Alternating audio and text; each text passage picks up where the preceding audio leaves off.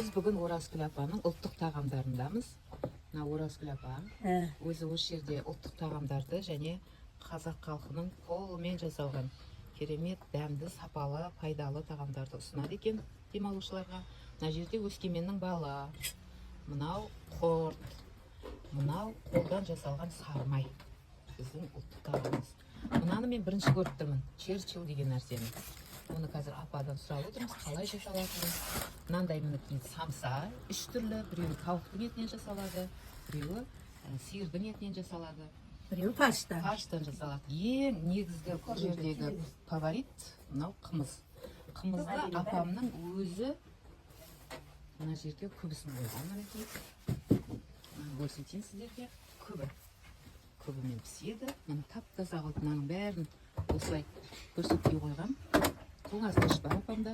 Оның іші Мінекей майлар, майлар, мінекей неше түрлі тұздалған, тұздалмаған, қорытылған, қорытылмаған, қымыз, шұбат.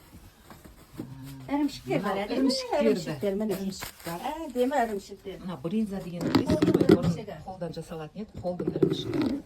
Мына осындай тағамдарды сіздер қай жерден ішетіндеріңізді маған хабарласыңыздар, мен сол жерден сіздерге жіберетін боламын.